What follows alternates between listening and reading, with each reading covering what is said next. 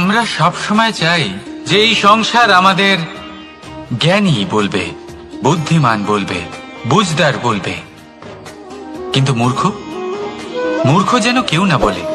মূর্খ শব্দটা আমরা কেউ শুনতে চাই না, দূরে পালাতে থাকি। কিন্তু একটা সত্যি সবার কাছে অজানা, যে মূর্খ হওয়া হলো বুদ্ধিমান হওয়ার দিকে সর্বপ্রথম পদক্ষেপ। আপনি যত খুশি দিগ্গজ জ্ঞানী মানুষদের সাথে আলাপ করুন, যত ইচ্ছে কথা বলুন, যতই জ্ঞানের কথা আলোচনা করুন, অভিজ্ঞতা মূর্খ হবার পরেই পাওয়া যায়, তাই নয় কি? মূর্খ হবার পরে আপনি এটা বুঝতে পারবেন যে কি করা উচিত নয়। জ্ঞানী ব্যক্তি আপনাকে এটা বলবেন যে কি করা উচিত। আর এই সংসারে কি করা উচিত তার থেকেও অনেক বড় জ্ঞান হলো কি করা উচিত নয়। সেই জন্য সব সময় মনে রাখবেন, আপনার করা কিছু ভুল আপনাকে যদি কেউ মূর্খ বানিয়ে থাকে, ছল চাতুরি করে থাকে, তাহলে কোনো ব্যাপার নয়, এটা শেষ পর্যন্ত আপনাকে আরো বুদ্ধিমান করে তুলবে। এই মুহূর্তে ধন্যাত্মক থাকুন, এই সংসার আপনাকে অবশ্যই জ্ঞানী বলবে। রাধা রাধা।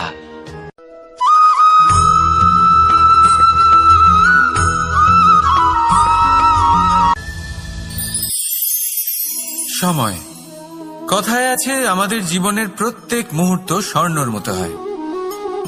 এবার হয় আমরা একে নিজেদের কাছে রাখতে পারি বা একে আমরা চলে যেতে দিতে পারি, কারণ এই ছোট ছোট মুহূর্তই আছে যা আমাদের জীবনকে গড়ে তোলে।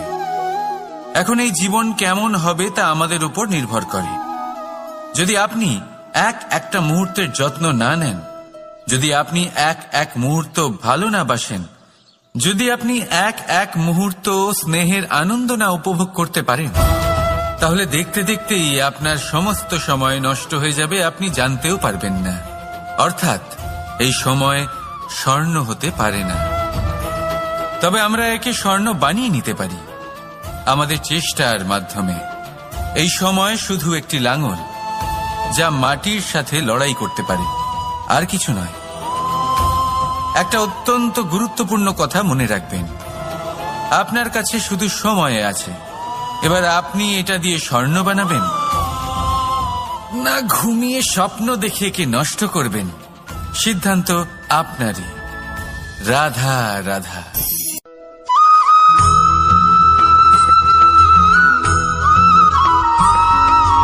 আপনি কি কখনো একজন মালিকে একটা বাগানের যত্ন নিতে দেখেছেন?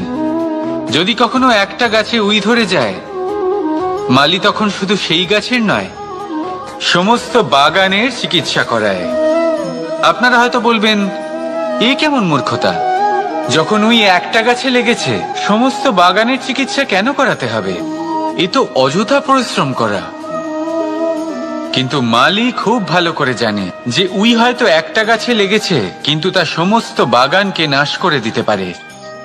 এবার মালির এই শিক্ষা, এই জ্ঞান অন্য অনেক জায়গাতে প্রযোজ্য।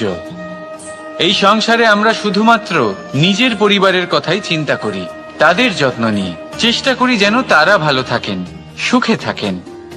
আর সেই সময় এই সমাজের কিছু বিরোধী মনোভাব এই সমাজকে গ্রাস করে ফেলে, এই সমাজকে নষ্ট করে ফেলে, কিন্তু আমাদের নজর শুধু আমাদের পরিবারে থাকে। সেই জন্য যখন কথা ওঠে রাষ্ট্রের, দেশের, তখন তার জন্য সিদ্ধান্ত নিতে হবে, তখন তার জন্য ত্যাগ করতে হবে। আর মনে রাখবেন, যে সমস্যায় আসুক তার সমাধান পূর্ণরূপে বাঞ্ছনীয়।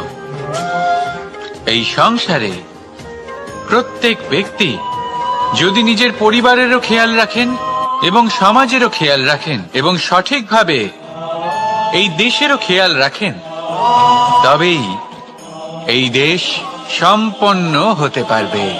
তাহলে আপনিও সেই প্রয়াস করুন আর আমার সাথে ভালোবেসে বলুন, রাধা রাধা।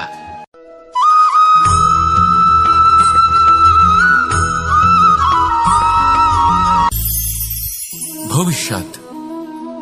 সংসারে এমন কোন ব্যক্তি আছেন যিনি নিজের ভবিষ্যতের বিষয় ভাবেন না? যে কেউ ভাবেন, আমার ভবিষ্যৎ কিছু এরকম হবে, আমি ভবিষ্যতে এরকম কিছু একটা করব, এই সুবিধা থাকবে, এই আনন্দ পাবো, ইত্যাদি ইত্যাদি।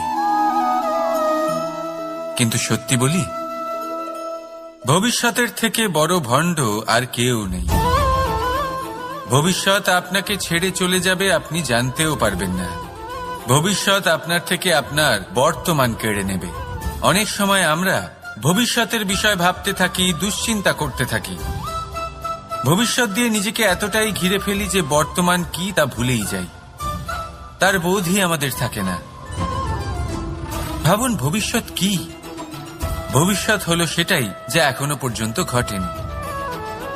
বর্তমান হলো সেটা যা এখন ঘটছে। তাহলে যা এখনো ঘটেইনি তার বিষয়ে দুশ্চিন্তা করে নিজেকে ব্যতিব্যস্ত কেন করছেন?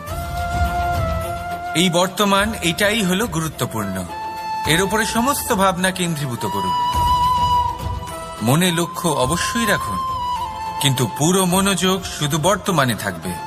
এই বর্তমানকে যদি সামলে নিতে পারেন, তাহলে আপনার ভবিষ্যৎ এমনি উজ্জ্বল হয়ে উঠবে। তাহলে আসুন আমার সাথে ভালোবেসে বলুন, রাধা রাধা।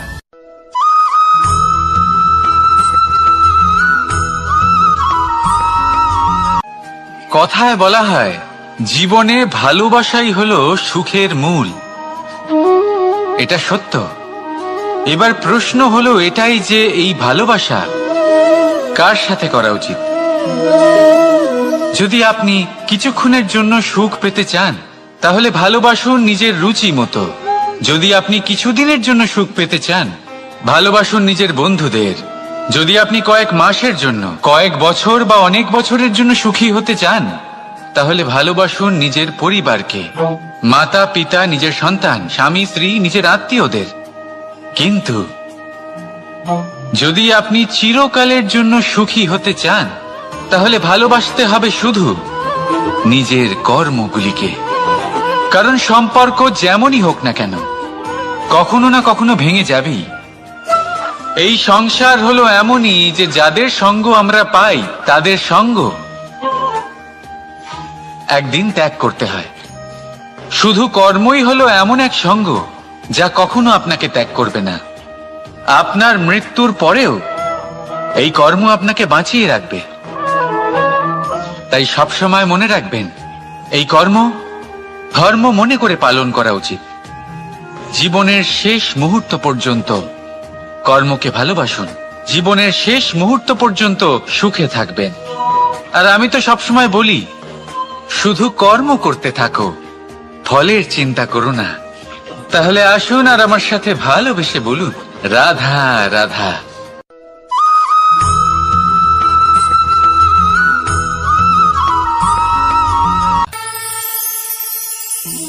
একটা সিদ্ধান্ত। এই জীবনে একটা সিদ্ধান্তের গুরুত্ব কি হতে পারে তা কখনো ভেবে দেখেছেন? একটা সিদ্ধান্ত সেই ভিত্তি হতে পারে যা আপনার পুরো জীবনকে বদলে দিতে পারে, এই সমস্ত সংসারকে বদলে দিতে পারে, ভবিষ্যৎ বদলে দিতে পারে। এই সিদ্ধান্ত যে কোন রাস্তা চয়ন করতে হবে, সেই সিদ্ধান্ত যে কখন সামনে এগোতে হবে আর কখন থেমে যেতে হবে, সেই সিদ্ধান্ত যে কখন যুদ্ধ করতে হবে আর কখন নিজেকে পিছু পা হতে হবে। এই সিদ্ধান্ত হলো খুব গুরুত্বপূর্ণ। আর আপনি তো এই সংসারে একা নন, তাই আপনার একটা সিদ্ধান্ত শুধু আপনার জন্যই নয়, সমস্ত সংসারের জন্য গুরুত্বপূর্ণ হতে পারে। এবার এই সিদ্ধান্ত আপনারই হবে। ভাবনা চিন্তা করে নেবেন, সাফল্য পাবেন। রাধা রাধা।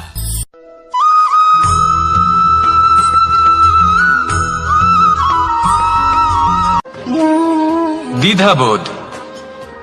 অনেক সময় আমরা জীবনে সেই বাঁকে এসে পৌঁছই যেখানে আমরা বুঝতেই পারি না যে এবার কোন দিক নির্বাচন করা উচিত। কখনো এদিকে যাওয়া উচিত মনে হয়, কখনো ওদিকে যাওয়া উচিত মনে হয়, কখনো দুদিকেই যাওয়া প্রয়োজনীয় বলে মনে হয়, কিন্তু তা তো সম্ভব নয়। কখনো কখনো এটা মনে হয় যে এখানেই থেমে যাওয়া ভালো, কোথাও না যাওয়াই শ্রেয়। এবার একেই তো দ্বিধাবোধ বলে। সংসারে এমন কোনো দ্বিধা নেই যার সমাধান সম্ভব নয়। এই দ্বিধাবোধ স্বাভাবিক। আর আপনার এই দ্বিধাকে আমি একটু সরল করে দিই। দ্বিধাগ্রস্ত হয়ে নির্বাচন করলে তখন এটা মাথায় নিয়ে করবেন যে আপনার এই নির্বাচনের ফলে এই সংসারের ওপর, এই সমাজের ওপর কি প্রভাব পড়তে পারে? নিজের লাভ ক্ষতির বিষয়ে ভাবা ছেড়ে দিন আর কর্ম করুন সংসারের মঙ্গলের জন্য, আগামী প্রজন্মের মঙ্গলের জন্য। ভাবুন আপনার এই নির্বাচনের জন্য কিভাবে তাদের জীবনের উদ্ধার সম্ভব। কারণ এই ভাবনাই হলো উচিত ভাবনা। কারণ অনেক সময় ওষুধ একটু কড়া মনে হতেই পারে, কিন্তু এই ওষুধই তো রোগ মুক্তি ঘটায়। সেইভাবে আপনাকেও এই দ্বিধার মুহূর্তে কঠিন নির্বাচন করতে হতে পারে। এই কঠিন নির্বাচন জীবনে কঠিন পরিস্থিতিও আনতে পারে, কিন্তু যদি এই নির্বাচন ধর্মসঙ্গত হয়, যদি এর দ্বারা সংসারের মঙ্গল হয়, তাহলে এই নির্বাচনই হলো সঠিক নির্বাচন। আসুন আমার সাথে ভালোবেসে বলুন, রাধা রাধা।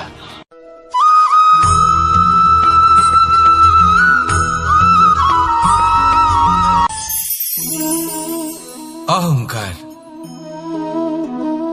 এ হলো ছোট একটা শব্দ, কিন্তু এর প্রভাব অত্যন্ত বৃহৎ হয়ে থাকে। আর সব থেকে বড় সমস্যা হলো মানুষ আজ অবধি বুঝতেই পারেনি যে এই অহংকারের বাস্তব রূপ কিরকম। কেউ একে গর্বের নাম দেন, কেউ একে আত্মসম্মানের নাম দিয়ে থাকেন, এবং কোথাও একটা এমন সময় চলে আসে যখন সময় এই অহংকারকে ভেঙে খান খান করে দেয়। আর তখন না গর্ব আপনাকে বাঁচাতে পারে, না আপনার আত্মসম্মান। এখন যদি আপনাকে উদাহরণ দিই, তাহলে যেখানে আপনি বসে আছেন সেই ঘরেই ওপরে তাকান, সেই ছাদের দিকে। যদি এই ছাদ অহংকার করতে থাকে যে দেখো আমি তো সব থেকে উঁচু জায়গায় আছি, আমার চেয়ে ওপরে আর কেউ নেই, আমি এই ঘরে থাকা সমস্ত ব্যক্তিকে ছায়া প্রদান করি, যদি এই অহংকার এসে যায় তাহলে কি? একবার ভেবে দেখুন, যদি পরের দিন তার উপর আরো একটা তলা বানিয়ে দেওয়া হয় তাহলে কি?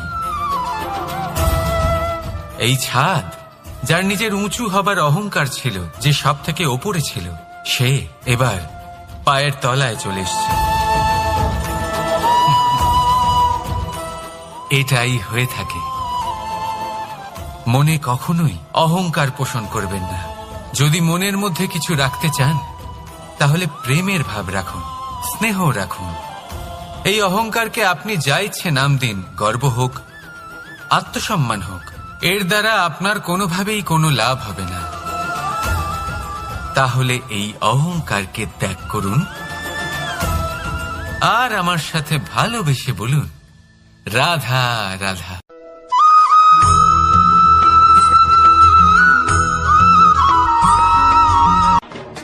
মানুষ নানান ধরনের বাসনা পোষণ করেন, তাদের নানান ইচ্ছে থাকে, অভিলাষা থাকে, নানান কামনা করতে থাকেন, স্বপ্ন দেখেন, প্রার্থনা করেন যেন তা সফল হয়, নিজের সম্পন্নতা কামনা করেন, আর শেষে নিরাশ হয়ে যান কারণ এসব কিছুই পান না।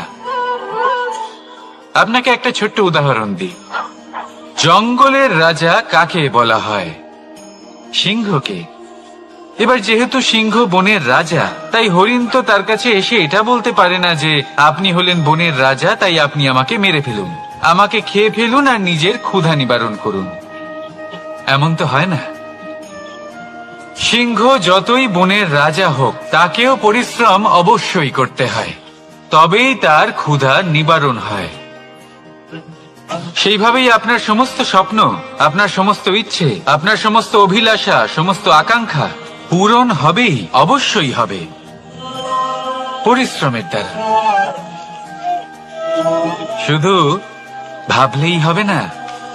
তাহলে আপনিও জীবনে পরিশ্রম করুন, নিজের সমস্ত স্বপ্ন পূরণ করুন, আর আমার সাথে ভালোবেসে বলুন, রাধা রাধা।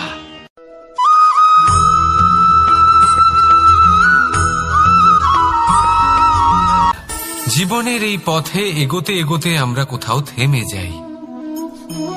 আমরা জানি না কেন। আমরা চেষ্টা করি যেন আমরা সামনে এগোতে পারি, কিন্তু এরকম হয় না। কি কারণ হতে পারে এর? আসুন আমি আপনাকে বোঝাই। মনে করুন আপনি কোনো রাস্তায় হাঁটছেন, আপনার পা মুচকে গেল, আপনি পায়ে আঘাত পেলেন। এখন এই আঘাত যদি আপনাকে পথ চলতে বাধা দেয় তখন আপনি থেমে যান। যদি আপনার ভাবনা চিন্তা ক্ষুদ্র হয় তাহলে আপনি জীবনে কখনোই এগোতে পারবেন না। ভেঙে যাওয়া কলম দিয়ে আপনি কখনো চিঠি লিখতে পারবেন না। ঠিক সেইভাবেই যদি আপনার মনে অন্যের জন্য হিংসা থাকে তাহলে আপনি আপনার নিজের ভাগ্য লিখতেই পারবেন না। কাজের প্রতি আলস্য আপনাকে কখনো ধনী হতে দেবেই না, আর ধনের প্রতি লোভ তা আপনাকে কখনো মহান হতে দেবে না। ছোট একটা কথা, কিন্তু এ হলো অত্যন্ত গুরুত্বপূর্ণ। ভাবনা চিন্তা অবশ্যই করুন, আর বোঝার চেষ্টা করুন সেটা যা আপনি বুঝতে চান। হতে পারে আপনি এমন কোনো পথ খুঁজে পেলেন যার ফলে আপনি কোনো খারাপ পথে যেতে যেতে থেমে গেলেন, বা আপনি এমন কোনো অর্থ খুঁজে পেলেন যা আপনাকে মহান হবার পথে অগ্রসর করে দিল। রাধা রাধা।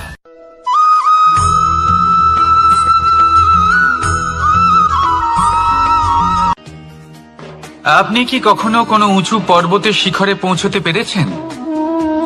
যদি পৌঁছে থাকেন বা যদি আপনি কোনো উঁচু পর্বতের শিখরে যান তাহলে ভালো করে দেখবেন, আপনি যত উঁচুতে অগ্রসর হতে থাকবেন আস্তে আস্তে সমস্ত বনস্পতি বিলুপ্ত হতে থাকে। তারপরে সমস্ত গাছপালা পশু পাখি সব বিলুপ্ত হতে থাকে। শেষ পর্যন্ত সেই শিখরে থেকে যায় শুধুমাত্র শান্তি, নীরবতা। আমাদের মানুষের সাথেও এটাই হয়।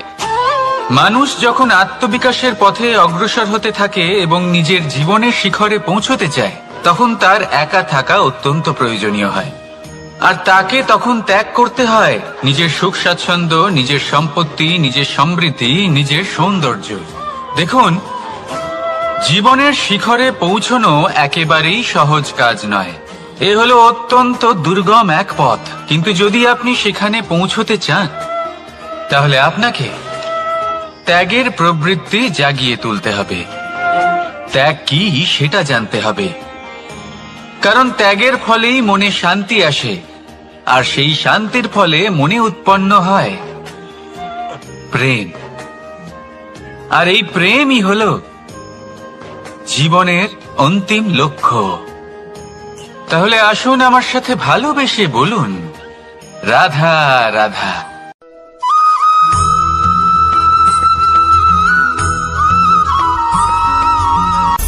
অনেকবার আমাদের দৃষ্টিভঙ্গি এমন হয়ে থাকে যে আমাদের আসল সত্যের থেকে অনেকটা দূরে নিয়ে যায়। আমরা যেরকম দেখি সেরকম সবসময় হয় না। এবারে দেখুন না, আমরা মানুষেরা, আমাদের ভালো লাগে। আমরা কোথাও গেলাম, আমাদের স্বাগত জানানো হলো, আমাদের প্রশংসা করা হলো, কেউ আমাদের দিকে হাসি মুখে তাকালো, আমাদের ভালোবাসলো, আমাদের একটা কথা মনে রাখবেন, এই হাসি সবার জন্যই হয়।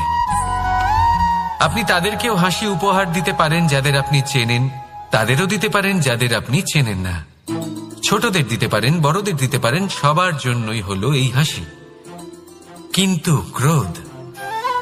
ক্রোধ তাদের উপরেই আসে যাদের আমরা জীবনে কখনো হারাতে চাই না, যাদেরকে আমরা অসম্ভব ভালোবাসি, যাদের জন্য আমরা আশা করি যে তাদের জীবনের পরবর্তী সময় সব সময় সুখময় হোক, উজ্জ্বল হোক। সেই জন্য আপনার জীবনের সমস্ত সেই ব্যক্তি যারা আপনার উপরে ক্রুদ্ধ হন, কটাক্ষ করেন, জরুরি নয় তিনি আপনার শত্রুই হবেন। হতে পারে সে হলো আপনার শুভাকাঙ্ক্ষী, যিনি আপনার শুধুমাত্র ভালোই চান, যিনি আপনার জন্য একটা সুন্দর ভবিষ্যৎ চান। সেই জন্য সব সময় মন দিয়ে অন্যের কথা বোঝার প্রয়াস করুন। আপনি জানতে পারবেন তাদের কর্মের ধর্ম কি হতে পারে, আপনি জানতে পারবেন তাদের ক্রোধের মর্ম কি হতে পারে। রাধা রাধা।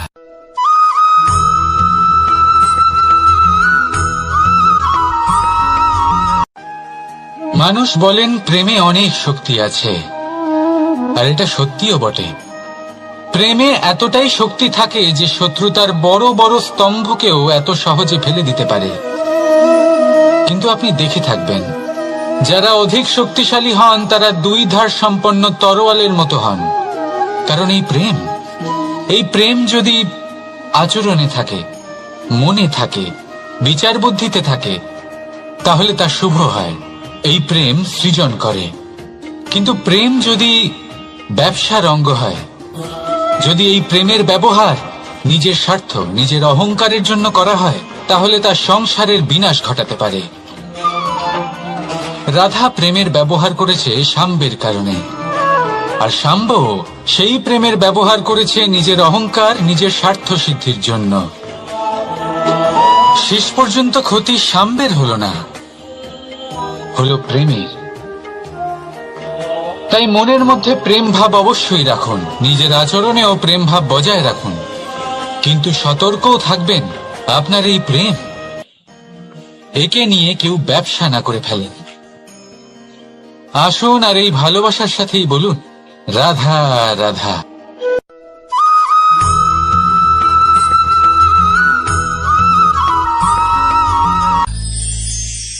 আমরা অনেকবার লোকের থেকে এই কথা শুনেছি, জীবনে যখনই ধন অর্জন করবে বাঁচিয়ে রাখবে। কি হয়, কঠিন পরিস্থিতিতে আপনার খারাপ সময় তা আপনার কাজে আসে। কিন্তু এই কথা কি 100% সত্যি? ভাবুন, এই সমস্ত ধন যে আপনি অর্জন করেছেন তা কি আপনাকে সুস্বাস্থ্য দিতে পারবে? এই সমস্ত ধন কি আপনাকে সুখ এনে দিতে পারবে? পারবে না, তাই না? চলুন আমি আপনাকে একটা কথা বলি। পরমেশ্বর, ঈশ্বর, যদি এই ঈশ্বরের ওপর আপনি বিশ্বাস রাখেন, সর্বদাই ভালো কাজ করেন, সবার মধ্যে প্রেম ছড়িয়ে দেন, আর সবার জন্য শুধু ও শুধুমাত্র শুভকামনা করেন, তাহলে আপনার সাথে কখনো কোনো খারাপ হতে পারে না। তাই সময় বদলান, সময় বদলানোর উপকরণ নয়। আর ভালোবেসে বলুন, রাধা রাধা।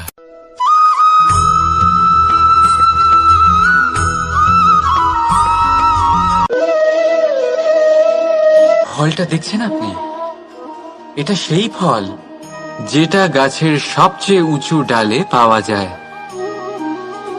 কিন্তু যখন এটা খসে পড়ে তখন এটা আকাশের দিকে যায় না যা ওপরে আছে, সে যায় সেই ভূমির দিকে যে নিচ থেকে তার দিকে তাকিয়ে থাকে। কেন?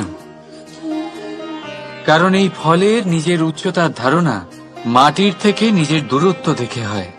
এই ব্যাপারটাই আমাদের মানুষের জন্যও খাটে। যদি আপনি সম্পন্ন হন, তাহলে তাদের সাহায্য অবশ্যই করবেন যাদের সামর্থ্য আপনার থেকে কম, যাদের সাহায্যের অত্যন্ত প্রয়োজন। আপনার সামর্থ্য বেশি কারণ তাদের আপনার থেকে সামর্থ্য কম।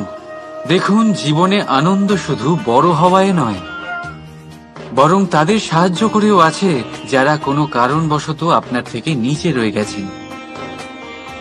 আর যখন একটা ফল এই কথাটা বুঝতে পারে, তখন আপনি নয় কেন, রাধা রাধা।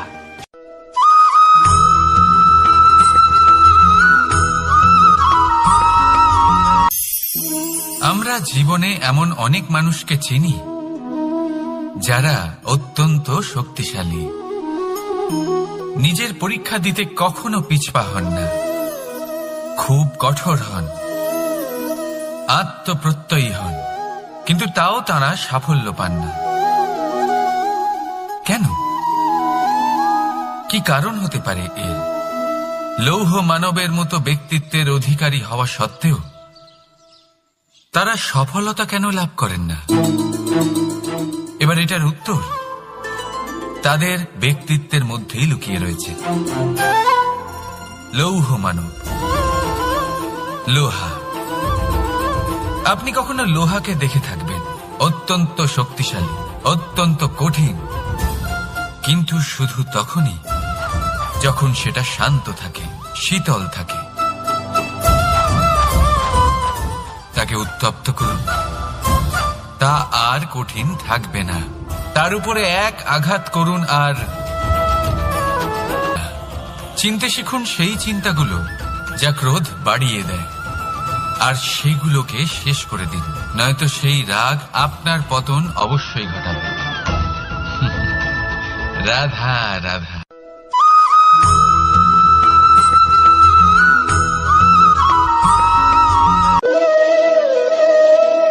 ফলটা দেখছেন আপনি? এটা সেই ফল যেটা গাছের সবচেয়ে উঁচু ডালে পাওয়া যায়,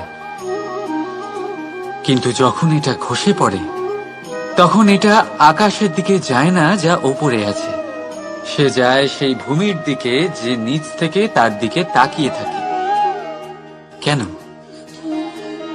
কারণ এই ফলের নিজের উচ্চতার ধারণা মাটির থেকে নিজের দূরত্ব দেখে হয়।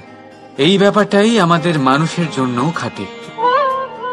যদি আপনি সম্পন্ন হন তাহলে তাদের সাহায্য অবশ্যই করবেন যাদের সামর্থ্য আপনার থেকে কম, যাদের সাহায্যের অত্যন্ত প্রয়োজন। আপনার সামর্থ্য বেশি কারণ তাদের আপনার থেকে সামর্থ্য কম। দেখুন, জীবনে আনন্দ শুধু বড় হওয়ায় নয়, বরং তাদের সাহায্য করেও আছে যারা কোনো কারণবশত আপনার থেকে নিচে রয়ে গেছেন। আর যখন একটা ফল এই কথাটা বুঝতে পারে তখন আপনি নয় কেন। রাধা রাধা।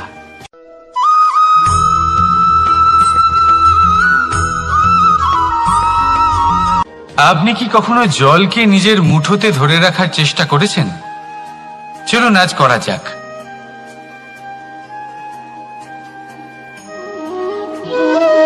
যদি আপনি নিজের মুঠো জোরে বন্ধ করেন, জল ধরে রাখতে পারবেন না। যদি আপনি তাকে এমনি বইতে দেন, তাহলে ও নিজের পথ নিজেই করে নেবে আর আপনার হাতেও থেকে যাবে। আমাদের জীবনও হলো কিছুটা এরকম, জলের মতো। নিজের পথ নিজেই করে নেয় এই জীবন। প্রত্যেক সমস্যার সমাধান নিজেই করে নেয় এই জীবন। তাই জীবনে যখন কোনো পরিস্থিতি আমাদের প্রতিকূল হয়ে থাকে, কিছুই হয়তো আমরা বুঝতে পারছি না, কিছুই যখন বসে থাকে না, তখন আমরা হতাশ হয়ে পড়ি, নিরাশ হয়ে পড়ি। আর এটাই করা উচিত নয়। শান্ত মনে দেখতে হবে যে এই জীবনে আসলে কি ঘটে চলেছে। কষ্ট সবাই ভোগ করেন। কষ্ট পেলে কেউ রেগে যান, রেগে গিয়ে পরাক্রম দেখান। এটাই তো করা উচিত নয়। শান্ত মনে সেটাই করতে হবে যা জীবন আমাদের শেখাতে চাইছে। জীবন আমাদের সব শিখিয়ে দেবে, শুধু মনে রাখবেন কখন প্রয়াস করতে হবে আর কখন আমাদের প্রতীক্ষা করতে হবে, সেটা আগে আপনাকে বুঝতে হবে। তাহলে আসুন আমার সাথে ভালোবেসে বলুন, রাধা রাধা।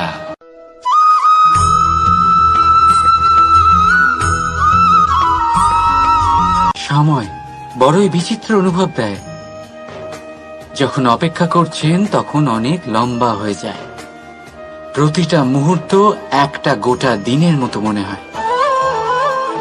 ঠিক সেইভাবেই যদি কোথাও যেতে দেরি হয়, তখন সময় দৌড়তে থাকে। প্রসন্নতায় বয়ে যায় আর নিরাশায় থমকে যায়। আপনদের সাথে থাকলে সময়ের খেয়ালই থাকে না। শত্রুদের সাথে থাকলে সেই সময়ই খারাপ হয়ে যায়। কিন্তু এটাই কি সত্যি বাস্তব? না, সময় তো সময়ই হয়, নিজের গতিতেই চলে সে। শুধু সেই গতির আভাস আমাদের মানসিক অবস্থা অনুযায়ী বদলে যেতে থাকে। তাই এই সমস্যা সময়ের নয়, আমাদের মানসিকতা। তাই নিজেকে খুশি রাখুন, অন্যদেরও খুশি রাখুন।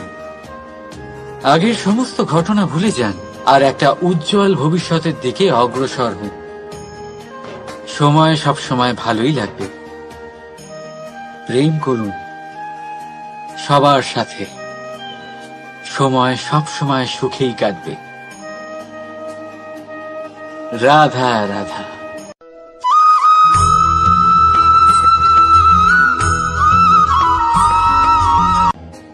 বাজ পাখিকে পক্ষীরাজ বলা হয়। বাজের আয়ু হলো মোটামুটি 70 বছর।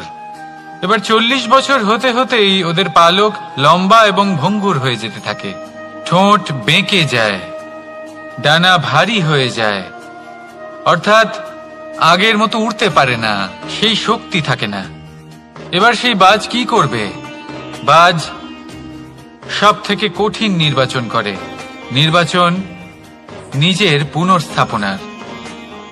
সর্বপ্রথম একটা বিশাল পর্বতে যায়, একান্তে নিজের এক বাসস্থান তৈরি করে, আর তারপরে পাথরের সাথে নিজের ঠোঁট বারবার আঘাত করতে করতে সেই ঠোঁট ভেঙে ফেলে।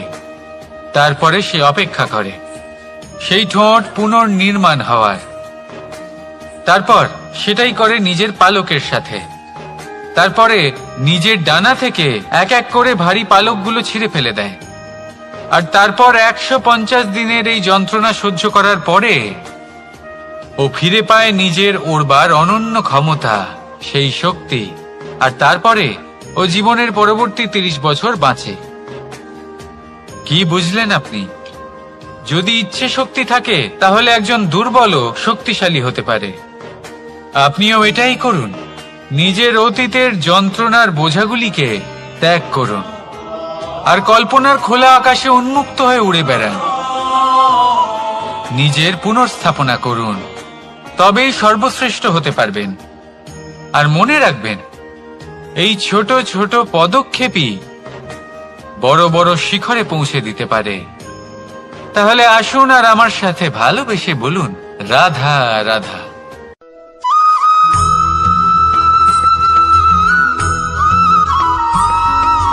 অগ্নি জীবনে খুব মহত্বপূর্ণ হয়। এই অগ্নি উজ্জ্বলতা হয়ে আমাদের জীবিত রাখে। কিন্তু ভাবুন, যদি এই উজ্জ্বলতা ক্রোধের অগ্নি হয়ে দিকভ্রষ্ট হয়, তাহলে কি হবে? একটা ছোট পাতা দিয়ে শুরু করে গোটা বনকে ছারখার করে দিতে পারে।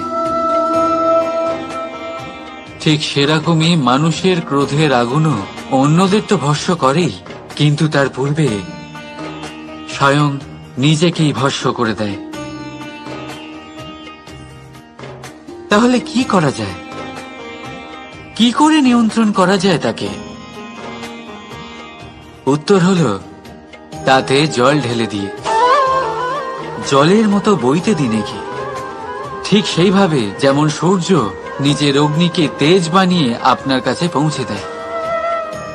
এটাই পার্থক্য সূর্যের অগ্নি আর ক্রোধের অগ্নির মধ্যে। সূর্যের অগ্নি বিচ্ছুরিত হয়ে প্রতিফলিত হয়ে আসে, আর সেই জন্যই তাকে তেজ বলা হয়। অন্যদিকে আমাদের ক্রোধের আগুনের কোনো সীমাই থাকে না। তাহলে নিজের অন্তরের শক্তিকে ক্রোধের আগুন বানিয়ে জ্বালাতে চান, নাকি উজ্জ্বলতা বানিয়ে বিস্তারিত করতে চান? সিদ্ধান্ত আপনার। রাধা রাধা।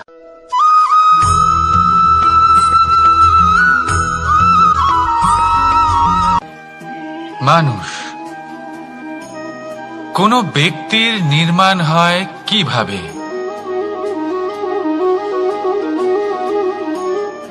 কেউ বলবেন পঞ্চতত্ত্বের দ্বারা, কেউ বলবেন আত্মা, দেহ ও চেতনার দ্বারা, কেউ বলবেন ঈশ্বরের কৃপার দ্বারা, তো কেউ বলবেন এই প্রকৃতির পরীক্ষার দ্বারা। না, মানুষের নির্মাণ হয়ে থাকে বিশ্বাস দ্বারা। ব্যক্তি তখনই গড়ে ওঠেন যখন ব্যক্তিত্ব থাকে, ঠিক কিনা? আর ব্যক্তিত্ব তখনই হবে আর সেরকমই হবে যেরকম বিশ্বাস আপনি নিজের উপরে রাখবেন। যদি আপনি মনে করেন আপনি বিষের ন্যায় হবেন, তাহলে আপনি বিষাক্তই হবেন। যদি আপনি এটা মনে করেন যে আপনি অমৃতের ন্যায় হবেন, তাহলে আপনি অমরই হয়ে যাবেন। যদি আপনি নিজের উপরে বিশ্বাস রাখেন যে আপনি সংসারের সব থেকে উঁচু পর্বতের শিখরে পৌঁছতে পারবেন, তাহলে আপনি অবশ্যই পৌঁছবেন। যদি আপনার এরকম মনে হয় যে আপনি এরকম কখনো করতে পারবেন না, তাহলে এরকম কখনোই হবে না। ভেবে দেখবেন, বিশ্বাসের মধ্যেই বিশ্ব বাস করে থাকে। তো আপনার অস্তিত্ব কেন করবে না? যেমন বিশ্বাস আপনি নিজের উপরে রাখবেন, তেমনই আপনি হয়ে উঠবেন। সেই জন্য নিজের উপরে বিশ্বাস রাখুন। আর হ্যাঁ, ভালোবেসে বলুন, রাধা রাধা।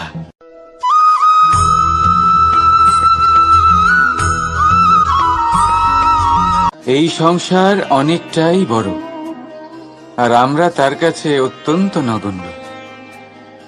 এই সংসারে এমন অনেক মানুষ পাওয়া যায় যারা বোঝান যে এই সংসারটা কতটা বড়, কতটা অদ্ভুত, কতটা সুন্দর। আর এই সংসার রচনা করে পরমেশ্বর কত মহান এক কাজ করেছেন। কিন্তু আপনি এই জীবনে মাত্র কয়েকজন মানুষকেই পাবেন যারা আপনাকে এটা বলবেন যে এই সংসারে আপনি কতটা গুরুত্বপূর্ণ, আপনি কতটা অদ্ভুত। যদি আপনি তাদের সাথে থাকেন তাহলে তারা নতুন কিছু সৃষ্টি করতে পারেন, এই সংসারকে আরো কতটা পবিত্র করতে পারেন। তাই এই সংসারকে গুরুত্ব না দিয়ে সেই মুষ্টিমেয় কিছু মানুষকে গুরুত্ব দিন, কারণ তারাই হলো আপনার আপনজন, আর তারাই আপনাকে সঠিক পথে চালিত করবে। মানুষকে তো বর্ষার স্রোতও বয়ে নিয়ে যেতে পারে, তাকে সাগরও ডুবিয়ে দিতে পারে, কিন্তু গঙ্গা জল সবচেয়ে বেশি শুদ্ধ, কারণ তার কয়েক ফোঁটা মানুষকে মুক্ত করে দেয়। রাধা রাধা।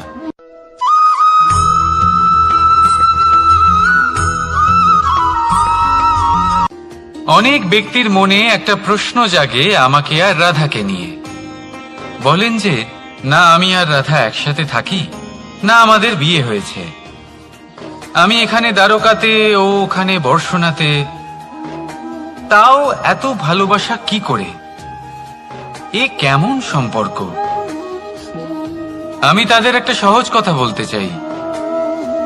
আপনি কখনো আয়নার দিকে দেখেছেন? নিজের দুই চোখের দিকে তাকিয়ে জিজ্ঞাসা করুন, এই দুই চোখ একসাথে কেন বন্ধ হয়, একসাথে কেন খোলে, একসাথে কেন ঘুমোয়, একসাথে কেন কাঁদে? আজীবন কোনো এক মানুষের সাথে সম্পর্ক রাখা অবশ্যই সম্ভব, তাদের সাথে দেখা না করে।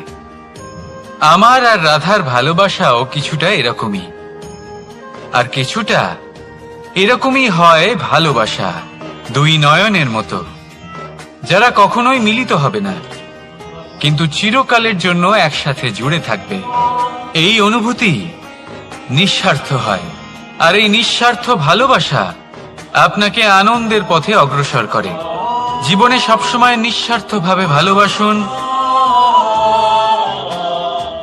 শুধুমাত্র আনন্দই পাবেন। তাহলে আসুন আমার সাথে নিঃস্বার্থভাবে ভালোবেসে বলুন, রাধা রাধা।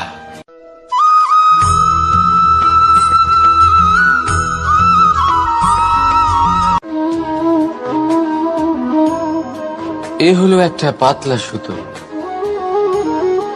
ভাবছি যদি এটা দিয়ে আমি পোশাক বানাই, তাহলে নিজের জন্য কত সুন্দর একটা পোশাক বানাতে পারবো। কিন্তু যদি এটা আমি, চিন্তা করবেন,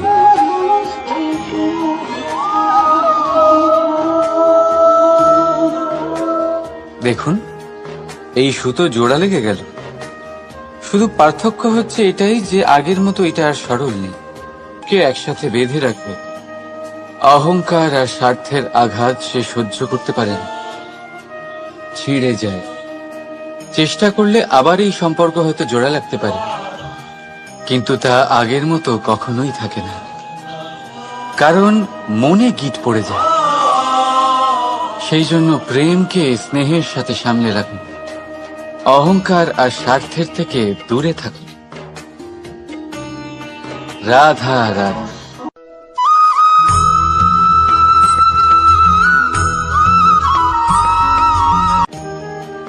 যদি সন্তান কোনো দুষ্কর্ম করে, তাহলে সেই অপরাধ শুধু কি সেই সন্তানের? না, যদি সন্তান দুষ্কর্ম করে তাহলে অপরাধী তার মাতা পিতাও, যারা পুত্রমোহর কারণে সেই অনুচিত কাজে তাকে বাধা দেননি। অপরাধী হলেন তার পিতামহ, যিনি নিজের কর্তব্যবোধের কারণে নিজের পরিবারের যত্ন নেননি, যিনি সন্তানকে কখনো শাস্তি দেননি। অপরাধী হলেন তার সেই গুরুও, যিনি নিজের শিষ্যের সেই দুষ্কর্ম দেখেও তাকে প্রতিহত করতে পারেননি। একজন হবু রাজার কর্তব্য হলো নিজের প্রজার কাছে সে যেন এক উদাহরণ প্রস্তুত করতে পারে, কিন্তু যদি এত অনুচিত উদাহরণ প্রস্তুত হয়ে থাকে, তাহলে মা বাবার, বাড়ির বয়োজ্যেষ্ঠদের কর্তব্য হলো ওনারা যেন সেটা সেখানেই থামান, হয় ভালোবেসে নয়তো শাস্তি দিয়ে। যদি না থামানো হয় তাহলে মহাভারত অবশ্যম্ভাবী।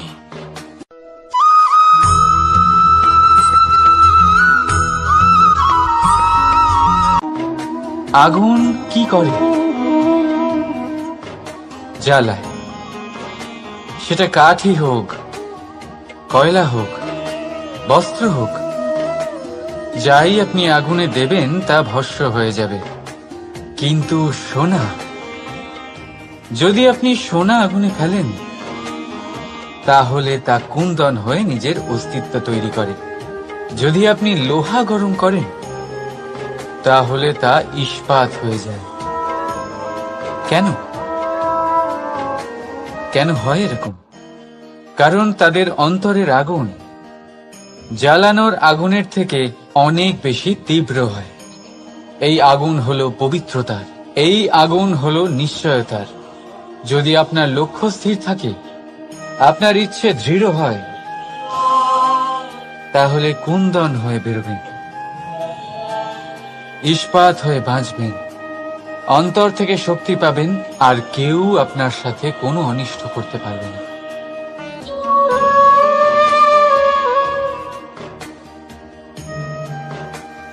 নারী, পুরুষরা যাকে নাম দিয়েছেন ত্রিয়া, কেন দিয়েছেন, কে দিয়েছেন, কেউ তা জানে না। কথায় আছে পুরুষরা ভাবেন যে ত্রিয়া, ভাবেন একরকম, বলেন অন্য কিছু, আর করেন অন্য কিছুই। কিন্তু সত্যিটা কি এটাই? আসল সত্যি হলো এটাই যে ত্রিয়া হলো সেই চরিত্রহীন পুরুষ আর কেউ নয়। সেই পুরুষ যারা নারীকে বলেন যে আপনি হলেন মা, আপনি হলেন দেবী, আপনি হলেন বোন, আর ভাবেন কি? ভাবেন যে এই নারী হলো আমাদের পায়ের ধুলো আর কিচ্ছু নয়। আর কি করেন? ওনাদের মাথায়, ওনাদের খোপায় মালা পরিয়ে দিয়ে ভাবেন যে ওনারা হলেন তাদের পায়ের ধুলোর সমান। একজন নারীর সম্মান ভঙ্গ করেন, তাদের দাসী মনে করেন। ভুলবেন না, যত্র নারীয়াস্ত পূজ্যন্তে রমন্তে তত্র দেবতা। অর্থাৎ যেখানে নারীকে পুজো করা হয় সেখানেই ঈশ্বর বাস করেন, আর যেখানে নারীকে অপমান করা হয় সেখানে ঈশ্বর এবং ভাগ্য এই দুই রুষ্ট হয়। মনে রাখবেন, যদি নারী কল্যাণকারী হতে পারেন তাহলে নারী মহাচণ্ডী রূপও ধারণ করতে পারেন। যদি একজন নারী মাতা হয়ে জন্মদান করতে পারেন তাহলে নারী মৃত্যু হয়ে বিনাশও করতে পারেন। যেখানে নারী অপমানিত হবেন সেখানে মহান ভারতও মহাভারতের পথে অগ্রসর হতে পারে। তাই মনে রাখবেন, নারীর অপমান যেন কখনোই না ঘটে। আর যদি কোথাও নারীর অপমান হয় তার অর্থ হলো আপনার বিনাশ আপনার দিকেই আসছে, আর এটা হলো তার প্রথম পদক্ষেপের প্রথম পদধ্বনি। রাধা রাধা।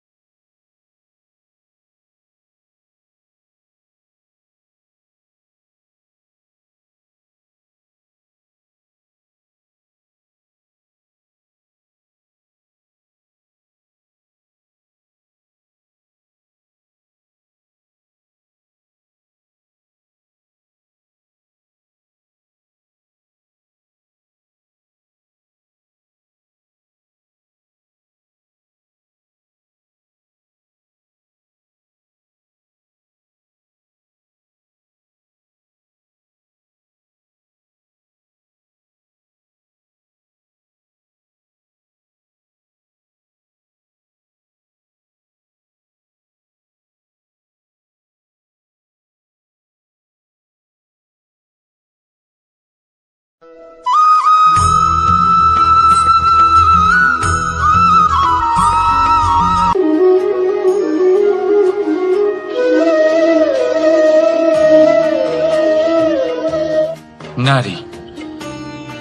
জন্মসূত্রে কারোর কন্যা, ধর্মসূত্রে কারোর পত্নী, আর কর্মসূত্রে কারোর মা। আমাদের মনে এই ছবি আঁকা রয়েছে একজন নারীকে নিয়ে, তাই না? একটা অতুলনীয় ভূমিকা রয়েছে নারীদের আমাদের জীবনে, আর নারী ছাড়া আমরা কিছুই নই। কিন্তু অধিকার, সেখানে আমরা একটা ভুল করে বসি। যখন নারী একজন কন্যা থাকে, যখন সে জন্ম নেয়, তখন তার ওপর অধিকার থাকে তার পিতার। আর তারপর যখন বিয়ে হয়ে যায়, তখন তার অস্তিত্বের ওপর অধিকার থাকে তার স্বামীর। আর যখন তিনি মা হন, তখন নিজেই তিনি জীবনের সমস্ত অধিকার দিয়ে দেন তার সন্তানকে। কিন্তু আমরা কি কখনো এটা ভেবেছি এই জীবন হলো তার নিজের? যে নারী সবার কল্যাণ করছেন, তার জীবনের অধিকারও তার কাছেই থাকা উচিত, তাই না? তার নিজের জীবনের সিদ্ধান্ত সে নিজেই নিতে পারেন, নিজেই নিজের ভাগ্যের রচয়িতা হতে পারেন। আর এর জন্য আমাদের নিজেদের পাল্টাতে হবে, দৃষ্টিভঙ্গি পাল্টাতে হবে। কারণ এই ধারণা সেটা আজ বা কালকের ব্যাপার নয়, এটা ঘটে চলেছে বহু বছর ধরে, আর চলতেই থাকবে যদি আমরা এটা না বদলাই। আর এটা তখনই সম্ভব হবে যখন আমরা নিজেদের মধ্যে পরিবর্তন আনব। তাই আজকের পর থেকে, এই মুহূর্ত থেকে, কোনো নারীর ওপর অকারণ অধিকার স্থাপনের আগে সহস্রবার ভেবে দেখবেন।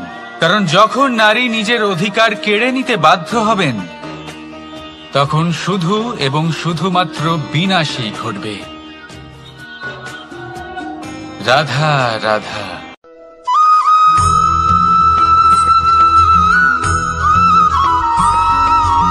মানুষের জীবন কি? আপনি বলতে পারেন জন্ম আর মৃত্যুর মধ্যেকার সময়। আর মৃত্যু কখন হয়? যখন মানুষ শ্বাস নেওয়া বন্ধ করে দেয়, হাত পা নাড়ানো বন্ধ করে দেয়, ভাবা ছেড়ে দেয়। এমনটা নয়, মানুষের অন্তর।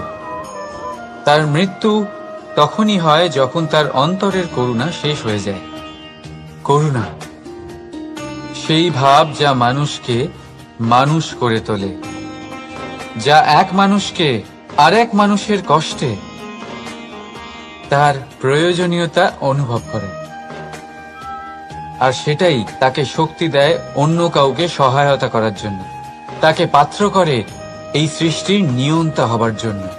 দেখুন, এই সংসারে মৃত্যু কেবলমাত্র একবারই হয়, তাই তার আগে কেন মরব? এই করুণাকে কেন মারব? নিজের মনুষ্যত্ব বজায় রাখুন। মৃত্যুর পরেও আপনি জীবিত থাকবেন। রাধা রাধা।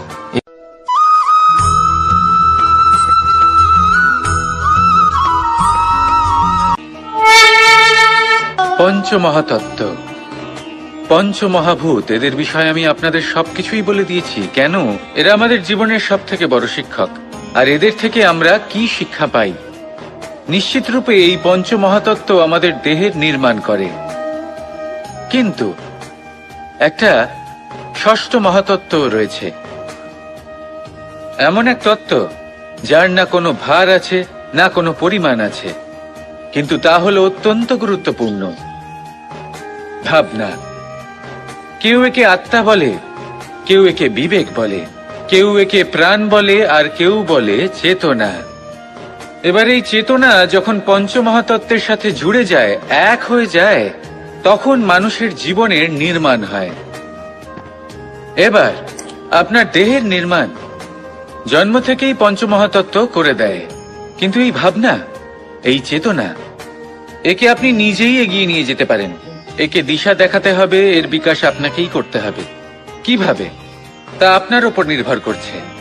আপনি এর সদ্ব্যবহারও করতে পারেন, দুর্ব্যবহারও করতে পারেন। এমন এক দিশা দিতে পারেন, এমন সদ্ব্যবহার করতে পারেন যে আপনি নিজেই কোনোদিন ভগবত গীতার জ্ঞান দিলেন। এমন দুর্ব্যবহার করতে পারেন, এমন দিশাও দিতে পারেন যে আপনি হয়তো শকুনের মতোই মহাভারত রচনা করলেন। এই চয়ন আপনারই। শুধু এই চেতনার শুদ্ধতার দিকে বিশেষ নজর রাখতে হবে। যদি এই চেতনা শুদ্ধ হয় তাহলে প্রেম থাকবে, আর যদি এই চেতনা অশুদ্ধ হয় তাহলে বিদ্বেষ হবে। আর আমার মতে সুখ এবং শান্তি প্রেমের দ্বারাই লাভ হবে, বিদ্বেষ দ্বারা নয়। তাহলে আসুন আর আমার সাথে ভালোবেসে বলুন, রাধা রাধা।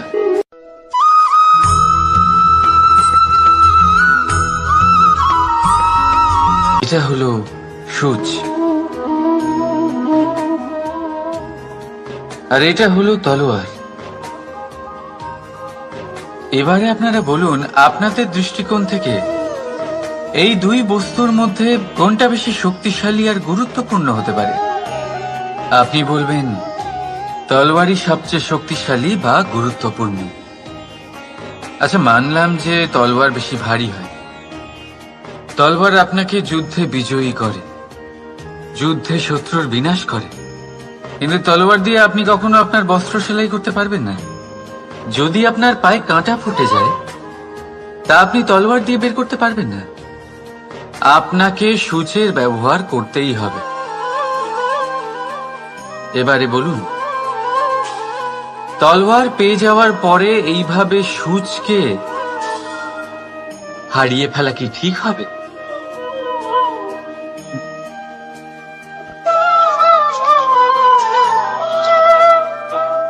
ঠিক সেইভাবেই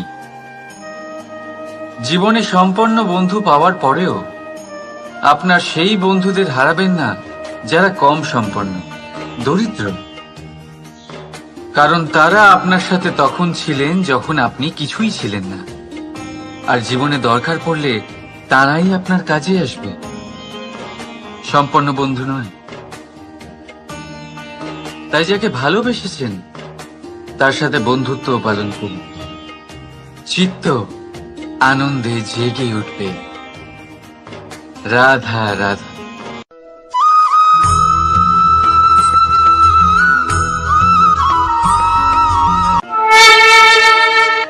জীবনের পঞ্চ মহাতত্ত্বের মধ্যে পঞ্চম তত্ত্ব অগ্নি।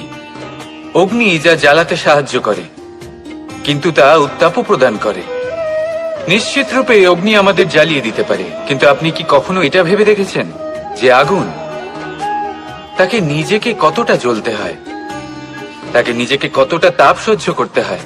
ও নিজে জ্বলে আমাদের উত্তাপ প্রদান করার জন্য, ও নিজে জ্বলে আমাদের ঊর্জা দেবার জন্য, আমাদের আলো দেবার জন্য, অন্ধকার পথ দেখানোর জন্য, শত্রুর সাথে মোকাবিলা করার জন্য আমাদের সাহায্য করে, নিজে জ্বলে।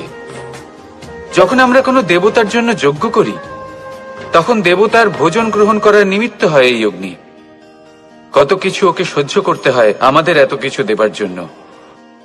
আপনিও আগুনের মতো হয়ে উঠুন, নিজে কষ্ট সহ্য করুন অন্যকে সাহায্য করার জন্য, তাদের জীবন উদ্ধার করার জন্য, নিজের প্রিয়জনের জন্য, নিজের পরিবারের জন্য, নিজের মাতা পিতার জন্য, এই সমাজের জন্য। নিজে কষ্ট সহ্য করুন, প্রকাশের কেন্দ্রবিন্দু হয়ে উঠুন, আর সকলকে পথ প্রদর্শন করুন, সবাইকে পথ দেখান। যেদিন আপনি আগুনের মতো হয়ে উঠবেন সেই দিন, ঠিক যেমন অগ্নিকে পুজো করা হয়, আপনিও সেইভাবে পূজনীয় হয়ে উঠবেন। যেমন সকল শুভকর্মে, সকল যজ্ঞে, সকল পুজোতে অগ্নিকে স্মরণ করা হয়, সেইভাবেই সকল শুভকর্মে আপনাকেও স্মরণ করা হবে। আর যেদিন আপনি এরকম হয়ে উঠবেন সেই দিন জীবনের বাস্তব মর্ম কি আপনি তা বুঝতে পারবেন। তাহলে আসুন আর আমার সাথে ভালোবেসে বলুন, রাধা রাধা।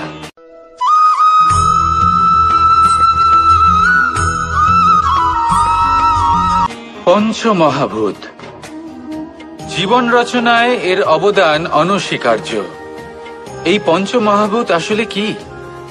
জল, বায়ু, অগ্নি, মাটি আর আকাশ।